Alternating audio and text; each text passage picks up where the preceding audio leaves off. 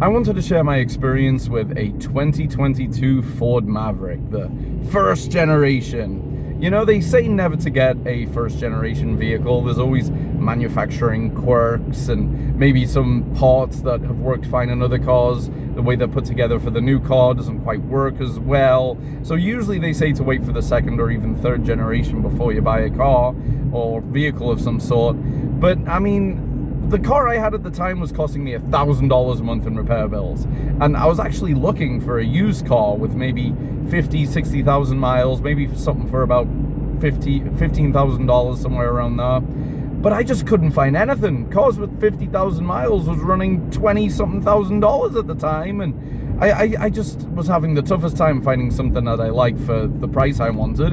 And then, funnily enough, I saw a commercial on YouTube for this new small truck by Ford, and it seemed like everything I wanted. Well, maybe the cab was a little bit too small compared to my old Ford Ranger, but other than that, it had good gas mileage, it had good power. It did have a smaller bed, but it had room in the back for the kids, right? So it just seemed like everything I want, and the budget was a little bit higher than what I was expecting. It was $21,000 for a brand new truck.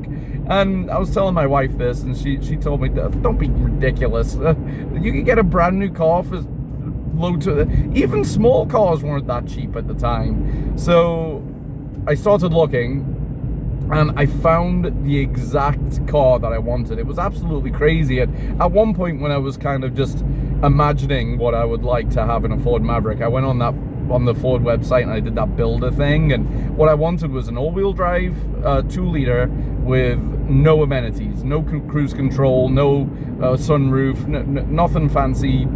I didn't even care about electric seats. I just wanted something as basic as you could that could get me to work, back into work. And at the time, I don't think the dealerships or even people in general realized how popular these trucks were going to be, because I found that exact spec in gray at a dealership in Kentucky for like $23,000, somewhere around there. I managed overall spending about $24,000 on this car, and so I went down to the dealership and I tried this thing, and I drove that thing out the lot, and I was like, I gotta get this car. Like, it's just everything I wanted. I mean, I forget what the EPA said the gas mileage would be on this thing, but I've had this truck for about 90,000 miles now, and I've never reset the MPG monitor on the truck, and it says I've averaged about 29 miles to the gallon over 90,000 miles. Now, obviously, the electronic miles to the gallon sensor is usually a little bit optimistic. It's usually a little bit higher than what it actually is. But I have driven this thing up to Cleveland and back and gotten 32 miles to the gallon. So for a 250 horsepower trucklet, that's still really good. And I've helped my father-in-law move with this thing. I kind of have an old house from the 1950s that needs a lot of work, so I've been taking it back into to Home Depot, and we've taken it to Virginia on vacation, and it always holds exactly the amount that I needed to hold.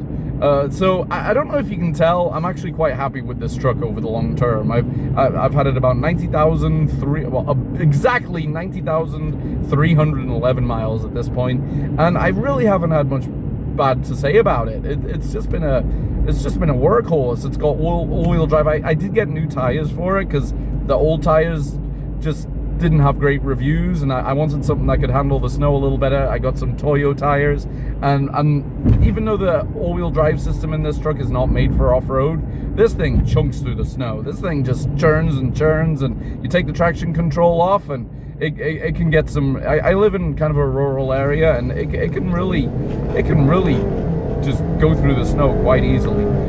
0 to 60 in 6.5 odd seconds. I mean, yeah, I am, obviously it's not a Ford Mustang or a Porsche, but that's the fastest car I've ever had.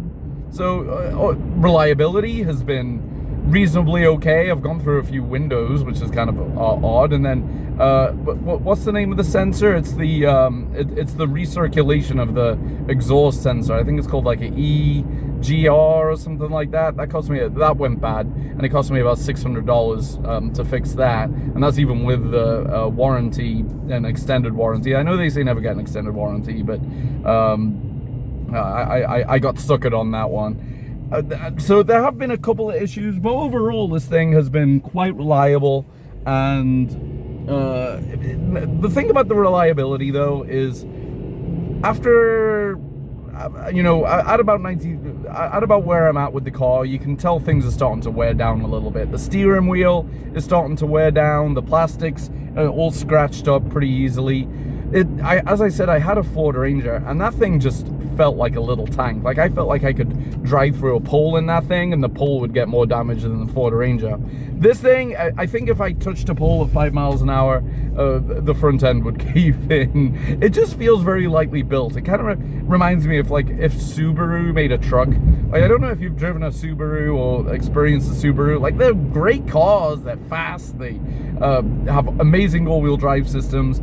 But the panels and everything just kind of feels kind of light and like a little bit sensitive, just not super chunky, and that's kind of how I feel about the Ford Maverick. It just, everything, the doors are really light, the tailgate's really light. It just feels like the parts are light and maybe not quite as solidly built as some other cars, but as I said, 90,000 miles, I've changed the transmission fluid, I've changed the rear differential fluid, I do oil changes at about every 3,000 miles, and I know that's more than what they recommend, but as I said, there's just something about it. This is it's a bit late now, but this is the 2-liter version. I've got the 2-liter Ford Maverick, and I'm not too sure how well it's going to hold up at 150,000 miles. So maybe I'll do another video in about 60,000 miles to see how well it's held up for.